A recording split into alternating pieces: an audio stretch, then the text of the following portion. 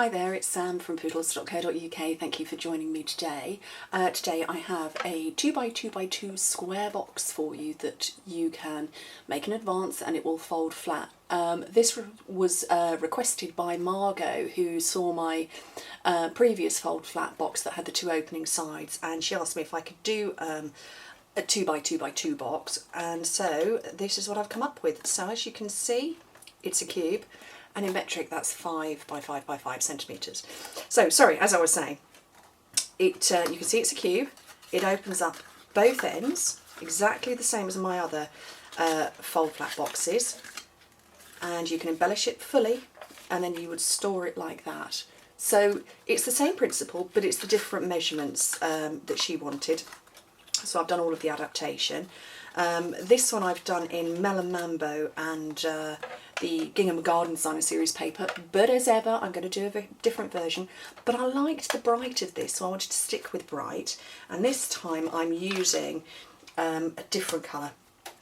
I think I've just snuck it into the shop, but I will come back to that. What I'm going to do is use a piece of scrap cardstock, because I've actually already prepped it, because you don't need to see me cutting and snipping. You know, well, it's cutting and snipping, you've seen that before.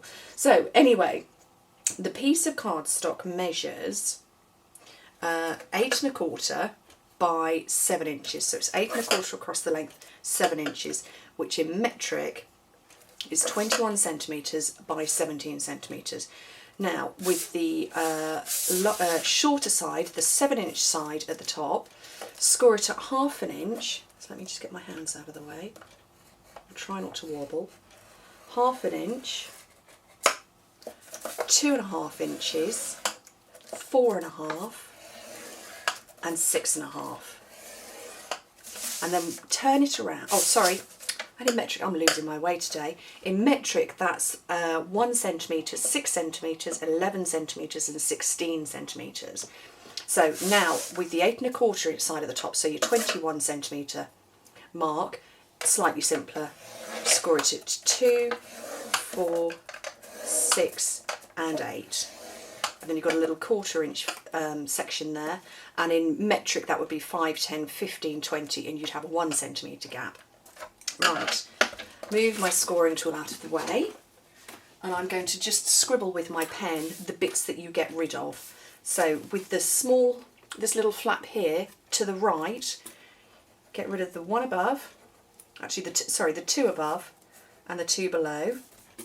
This one here, this one here, there, and that section there. So you are cutting all of those, and then the same on the opposite side. So essentially what you're leaving yourself with is that. And you can see I've trimmed down, I've cut down there, but I've trimmed, and that's because because it's 2 by 2, when you fold over to make the flaps, there's not a lot of room, so I wanted to just give a bit of extra room there. So that's the trimming, and you can see that I've folded and scored. Again, I didn't need to show you how to do that. The ones I would say to not burnish these, but don't burnish these ones, because this is actually what's going to go inside and keep it close. So don't burnish those. The sticking, I'm just going to use some Tombow. Am I going to use Tombow? Yeah, I'll use Tombow today. I've got it here. And it's this little tiny little 1/4 inch section here. A little bit down there. And then, because, you know, it is my easy stick fold flat boxes, and all these measurements are exactly the same, you just fold like that and push it down. Trust me, it's really easy. So that's that done. And the box, and you can see this is why I've taken these sections off, will just close up nicely. I forgot to say I rounded the corners as well, and it just helps it close that little bit better. Now, decorating. This is pumpkin pie, by the way, I forgot to say.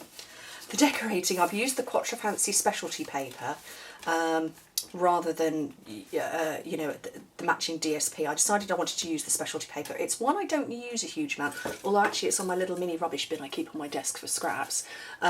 So I'm in this mode of trying to use stuff I don't use very often. And these measure 1 3/4 inches square. I can't, what's that in centimetres? That is 4.5 centimetres. So there we go. So I've got snail ready. So you just need to cut 6 of those and you just stick them on, and I am probably, in all likelihood, going to get these going in all sorts of incorrect or wrong directions, but you're going to forgive me, aren't you? Because I'm going to try and do this quite quickly for the video, so if I do, apologies, I'm sorry, but you could take, you know, more time over it if you wanted. Look, I've not got that one lined up right. So all 6 of those on. How am I doing for lining these up? I'm not sure. And this is quite good actually, because they're 1 3/4 inches. You need 6, so you are left with a little whisper left over. You know, if you cut a strip of your 12 by 12 paper, so you cut a 1 3/4 inch strip off one side all the way down, and then you just quickly whip it through the trimmer. So that's the box done. I want to put a little decoration on. I use the 6-sided sampler for this one, and the matching hexagon punch, but this is quite fancy, which goes with Mosaic Madness, so I'm going to use that this time. And I've got my whisper white over here, and I've got my pumpkin pie ready prepped. So my sentiment is from, which sentiment set is it? Sentiment set is from Fabulous Phrases, and I simply put Enjoy because this was requested for a Favour box. You want to say Enjoy. And then Mosaic Madness, one of those. Put that out of the way for a second, and then I'm going to cut. This is, you know, one of the little bits left over, and if you hang on to the end I'll show you what I did with another larger piece of cardstock that was left over. So one of those, oops, one of those, and one of those. And I'm just going to sponge around the edges of this.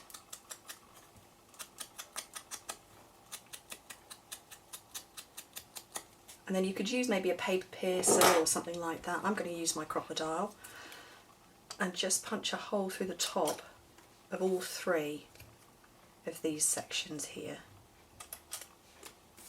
Just makes it easier for the ribbon to go through. And I've got that one offline, it doesn't matter. And I've got the matching, again, the matching pumpkin pie. This is the, I think this is a 1/8, which is this one? 1/8 of an inch taffeta ribbon. Can't remember, it's the narrow one. And then trying to work out which is the right side, so I don't want to close up the opening and closing bits, I want those to still be able to fold flat.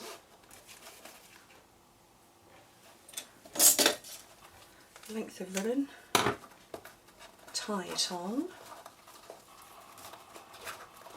So I'm going to tie the knot and then I'm going to attach these. So you put the plain one on first, actually I need to do that at an angle. Plain one first, then the patterned one over that, and the sentiment over that, tie the knot. I'm just going to do a little loose knot because I want to twist these. Just snip those both off. And then the way you twist these, you need dimensional. So I've got a brand new pack around somewhere. Here we go. So I'm going to take 3 of those. Oops, or apparently 4. And you position, actually I probably only need 2. What you do is you put your dimensional on the bit that you want to cover. So I want to cover that section. And then this section here, how many did I pick up? Half a dozen it looks like. Another one there, and again line that over. Oops, my knot's coming undone. Oops, don't undo. No, I don't need that one. Oops. I think I'll put a second knot.